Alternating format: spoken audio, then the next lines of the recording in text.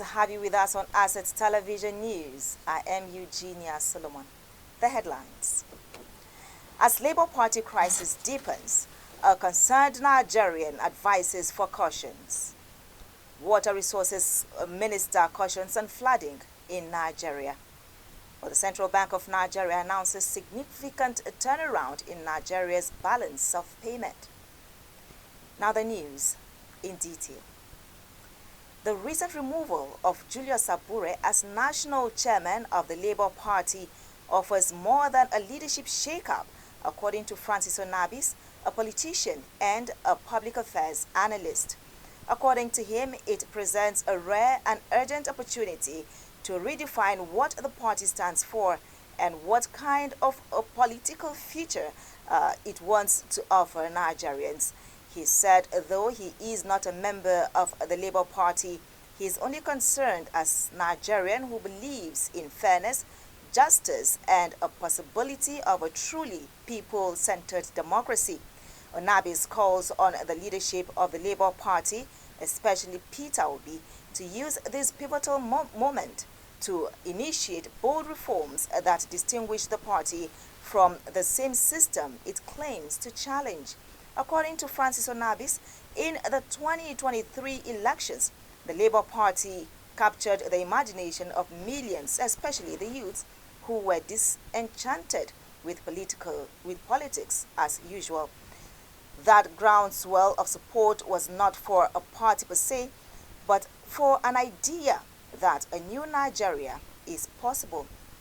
However, he expressed his dissatisfaction on the monetization of political participation, saying that it is disappointing and disheartening to see a party that brands itself as progressive asking aspirants to pay as much as 30 million naira just to obtain a nomination for, adding that Labour Party itself has now broken into several factions. One faction is led by Senator Nenadi Usman, loyal to Peter Obi, while Lamidi Apapa leads another with Julius Abure still claiming to be in charge despite Supreme Court sacking. While no fewer than 211,000 candidates on Thursday sat for the 2025 Unified Tertiary Matriculation Examination UTME conducted by the Joint Admissions and Matriculation Board JAMB across designated computer-based test centers in the country. JAMB Registrar Professor Ishaq Oloyede, who made the disclosure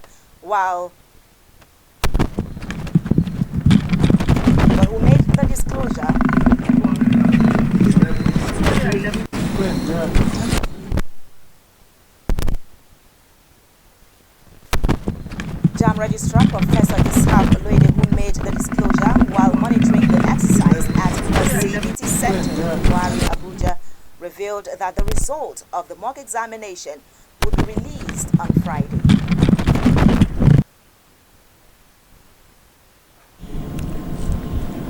The first set of candidates are about finishing. They started at around 8:30, and the second batch, because we have fixed in all the states of the federation only one session. Only few 2 or 3 states had 2 sessions. That's why we registered only the few we could manage. We are testing new things, and every session with the one that started at 8:30 will soon finish. While explaining the purpose of the UTME mock, Oloyede said the exercise is aimed at testing the board's readiness for the main examination and experimenting with new strategies to improve the process. Oloyede advised candidates to steer clear of fraudulent websites and individuals claiming to offer assistance during the examination, noting that the only way to pass UTME is by studying hard. JAMB has also opened a decoy website targeting such individuals. We are trying to test the system. That's the purpose of the mock. But one thing is essential. We need to let the students know that the best way to pass the examination, UTME in particular, is to study. We are aware of some rogue websites asking people to come and pay that they can help. It cannot work.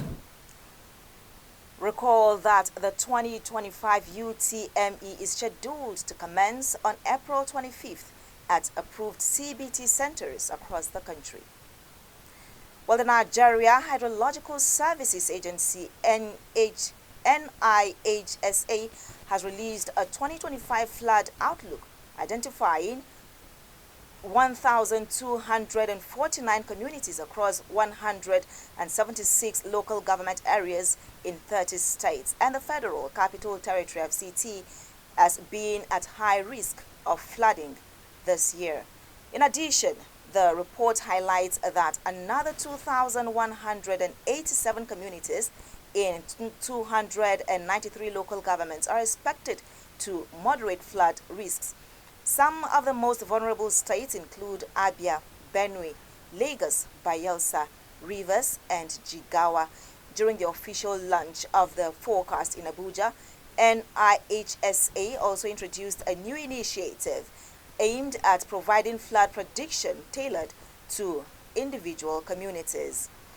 This move aligns with the event's theme, Flood Resilience, focusing on communities' preparedness and adaptive strategies for flood management. Speaking at the event, the Minister of Water Resources and Sanitation, Engineer Joseph Utse, emphasized that flooding continues to be one of Nigeria's most destructive natural hazards. He also noted that climate change is contributing to the increasing frequency and intensity of flood events in the country. Flooding is actually a result of overflow of water from our water bodies, and this is being caused by excessive rainfalls and other climate change that we cannot control. We do have to adapt and mitigate the challenges that can come. And today is my honor. I'm very delighted once again to welcome you to the 2025 Annual Flood Outlook presentation by the Nigeria Hydrological Services Agency today here in Abuja. It is noteworthy to mention that reducing and managing exposure to flood risk has been a prime focus of the federal government, as shown by numerous intervention programs of government to complement the annual publication by the agency. Well, the AFO also contains 3 documents on flood forecast, offering details and scenarios of likely flooding events. Learning from previous annual flood outlook, the Nigeria Hydrological Services Agency has taken innovative measures to look beyond the provision of flood early warning information and advisories to measures aimed at mitigating flood disaster, increasing the resilience of vulnerable communities, and in turning flaws from disaster to benefit. The 2025 Annual Flood Outlook represents a forward-thinking approach to flood management, focusing on proactive planning, scientific data, and empowering local communities to take action. Well, the Central Bank of Nigeria, CBN, has announced a significant turnaround in the country's balance of payments, posting a supply of $6.83 billion for the 2024 financial year.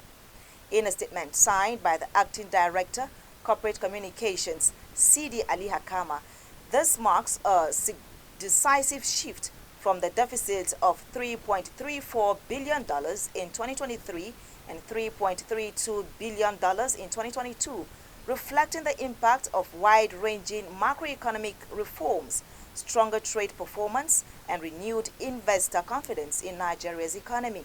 According to the statement, the current and capital account recorded a surplus of $17.22 billion in 2024, underpinned by a goods trade surplus of $13.17 billion.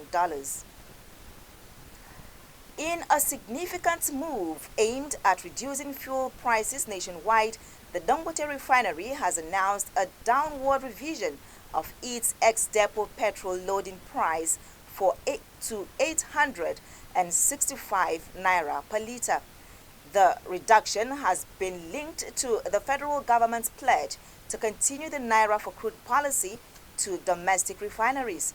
This marks a 15 naira reduction from the previous Dangote petrol price rate of 880 naira per litre recorded just a day earlier. According to reports, the price cut was communicated to marketers and customers via a notice issued on Thursday morning with a pro forma invoice confirming the new rate. Industry insiders have earlier disclosed that the 650,000 barrel per day refinery was expected to reduce its petrol loading cost before the end of the week, a move predicted to ease pressure on the pump price and support ongoing efforts to stabilize fuel supply. With that story, we end the news.